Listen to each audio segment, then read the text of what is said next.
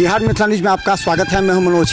देखिए, police line से दुर्गा पूजा को लेकर के एक जो है वो निकल रहा है। आपको हम बता दें कि पुलिस का फ्लैग मार्च, और ये फ्लैग मार्च कई मायने में महत्वपूर्ण है। और ये हम बता दें कि हमारे दरभंगा एसएसपी हैं, दरभंगा टीएम हैं। हम बता दें कि ये फ्लैग मार्च दरभंगा के विभिन्न शहरों, चौक चौराहों से निकल करके ये सीधा उन जगहों पर पहुंचाएगा जहां संवेदनशील स्थल हैं। और लगातार हम आपको दिखाते रहेंगे किन किन रास्तों से इसका उद्देश्य क्या है। और हम बता दें ये कई बार फ्लैग मार्च निकलता है, जो फ्लैग मार्च का एक अलग महत्व भी है। और ये देखिए, उन उपद्रवियों को बताया जाता है कि आप कम से कम जो है आप कम से कम शांत रहें। और हम बता दें कि अभी हमारे साथ बता दें कि दरभंगा डीएम हैं और दरभंगा एसएसपी हैं हमारे साथ। सर, ये आज का दिन इसलिए भी महत्वपूर्ण हो जाता है कि वो लोग जो अफवाह फैलाते हैं, खासकर उसके लिए ये फ्लैग मार्च है। और शांति समिति के सदस्यों की जो भूमिका है, वो भूमिका तय क्यों नहीं होती कि आप अलग अलग क्षेत्रों में रहें, अलग अलग? देखिए, जो फ्लैग मार्च है इसका व्यापक उद्देश्य है। इसका उद्देश्य जागरूकता का है। इसका उद्देश्य हमारा जो भी पर्व त्यौहार हो वो शांतिपूर्वक संपन्न हो। इसका उद्देश्य है कि कहीं भी कोई भी असामाजिक तत्व हमारे पर्व त्यौहार में किसी प्रकार का विघ्न बाधा नहीं कर सके। हमारी तैयारियों के जायज़ा लेने का ध्येय है इस फ्लैग मार्च का। और हम एक संदेश देने का काम करते हैं समाज में उन लोगों को जो शांति प्रिय है, जो समाज में अच्छे ढंग से रहना चाहते हैं। उनको ये संदेश देना चाहते हैं कि उन्हें किसी से भी डरने भयभीत होने की ज़रूरत नहीं है। वो अच्छे ढंग से आचरण करेंगे। पूरा प्रशासन, पूरा ज़िले का बल, सब कोई उनके साथ है। और मैं सबसे अपील भी करना चाहूँगा कि ये आस्था का पर्व है। लोग बहुत ही उत्साह से, भावना से आराधना करते हैं, पूजा करते हैं, त्यौहार मनाते हैं। तो कहीं भी किसी को भी ये हक नहीं है कि कोई व्यवधान उत्पन्न करे या कोई ऐसा काम करे जो विधि विरुद्ध। तो ये सीधा संदेश है कि जो विधि विरुद्ध काम करेंगे उन पर सख्त कार्रवाई। ये हेल्पलाइन नंबर और ये इशू किया गया जहाँ से पूरे मॉनिटरिंग होगी पूरे ज़िले में। 425 स्थलों पर दंडाधिकारी की नियुक्ति की गई है। तो उन लोगों की मॉनिटरिंग और प्रॉपर इन्फॉर्मेशन के लिए कैसे? हम लोग उसको लगातार कंट्रोल रूम से मॉनिटर कर रहे हैं। हमारे ग्रुप्स भी बनाए गए हैं जो व्हाट्सएप पे हम लोग निगरानी भी रखेंगे कौन कहाँ पे ड्यूटी पे है।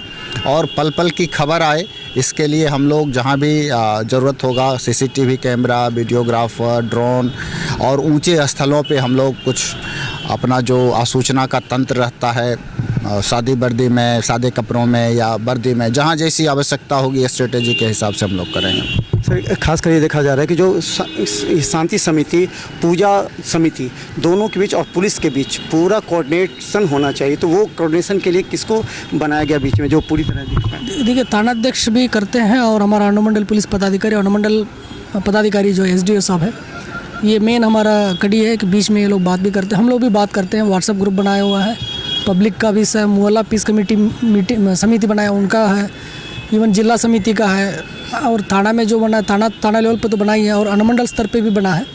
तो हम लोग जब से हम आए तो तब से सर भी जो डीएम सर है कि सब लोग हम लोग कोऑर्डिनेशन में रहते हैं जिला शांति समिति से।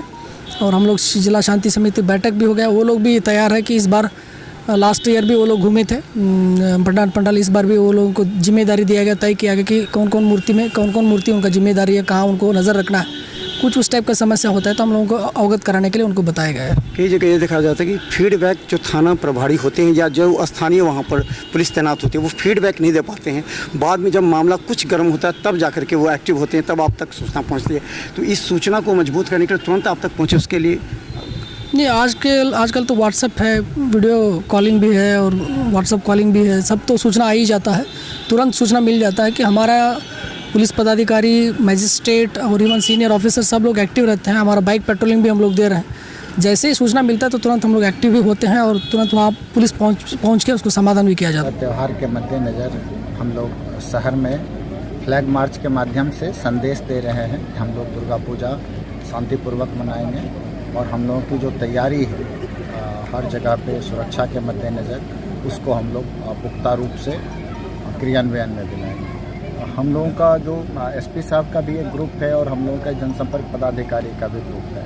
हम लोग लगातार सोशल मीडिया पे जो भी पोस्ट हो रहा है उस पर नज़र बनाए हुए हैं। जो कोई भी लोग भावना भड़काने वाला या वैमनस्य पैदा करने वाला कोई पोस्ट करते हैं, कोई उसमें मैटर डालते हैं, तो उनको चिन्हित करके इसके लिए कानून बना हुआ है, कानून के दायरे में उन पर सख्त कार्रवाई। दुर्गा पूजा का जब भी मूर्ति स्थापित होती है तो लोग उसका लाइसेंस लेते हैं और लाइसेंस में उसके रूट और बाकी सारी चीज़ों के बारे में जानकारी दी जाती है और जो भी लाइसेंस होल्डर है उनको लाइसेंस की शर्तों का अनुपालन भी करना है। तो मैं सभी जो पूजा इस बार कर रहे हैं, जो लाइसेंस होल्डर हैं, उनसे भी अनुरोध करूंगा कि जो लाइसेंस में उनको दिया गया है शर्त, उसका अक्षरशः पालन करें। कोई भी ऐसा काम ना करें जिससे उनके लाइसेंस पे या कहीं से भी ये बात स्पष्ट हो कि उन्होंने शर्तों का, निर्देशों का उल्लंघन किया है। देखिए, जो अभी लिमिट है वो 70 डेसिबल तक। कोई भी साउंड की ध्वनि जो है, ध्वनि से आगे बढ़ के प्रदूषण का जब रूप ले लेती है तो दूसरे को क्षति पहुंचाने लगती है, हार्म करने लगती है। इस लेकर के जो कोई भी लोग डीजे बजाएंगे उनको पूर्ण रूप से प्रतिबंधित किया गया है। हम लोगों ने हर पूजा पंडाल के साथ पुलिस बल को भी टैग किया है, जो शुरू से लगातार नज़र बना के रखेंगे कि कोई भी लोग डीजे का इस्तेमाल ना करें। जो नवरात्रि का जो पूजा चल रहा है, कल 9 तारीख है। 9 तारीख से लगातार 13 तारीख तक हम लोगों का ड्यूटी रहेगा और हमारे पास पर्याप्त संख्या में बल आ चुका है। हमको एक बीएमपी कंपनी मिला है और एक दूसरा दो बीएमपी कंपनी है और एक एसएसबी कंपनी मिला हुआ है और 50 पीटीसी एक्स्ट्रा मिला हुआ है, 30 इंस्पेक्टर मिले हुए हैं, पर्याप्त संख्या में बल मिला हुआ। हमारा जिला बल भी है, जिला पुलिस का पदाधिकारी भी है। लगभग 400 पुलिस पदाधिकारी ड्यूटी पे तैनात रहेंगे। अब लगभग जिला का भी 1000 सिपाही और अन्य चौकीदार भी हमारा है, तो चौकीदार भी ड्यूटी दे रहेंगे पूरा जिला में।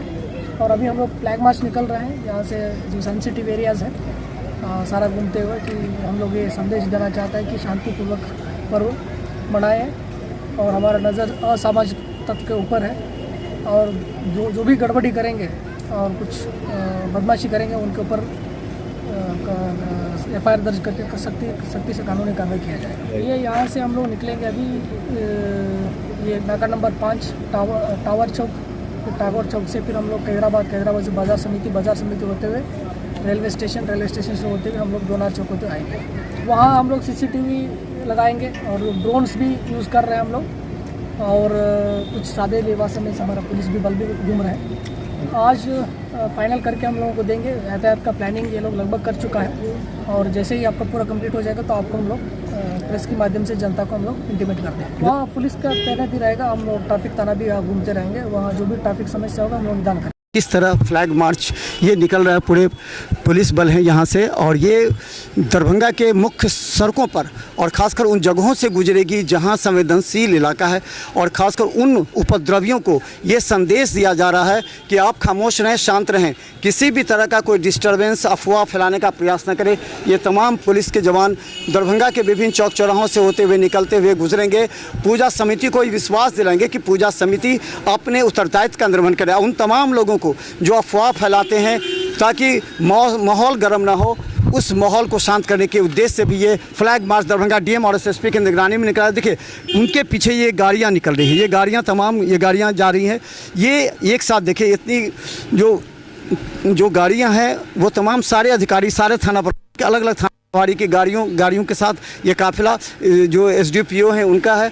ये तमाम पुलिस लाइन से निकलकर लहरियासराय टावर, लोहिया चौक, नाका 6, 5, दरभंगा से टावर और बाजार समिति तक जाएगी और फिर वो लहरियासराय तक पहुंचने के लिए दरभंगा रेलवे स्टेशन का सहारा लेते हुए पहुंचेंगे। DM, SP, City SP सभी गाड़ी यहां पर मौजूद है, सभी लोग यहां पर तैनात हैं। हम आपको दिखाते रहेंगे, देखते रहे बिहार मिथिला न्यूज़। धन्यवाद।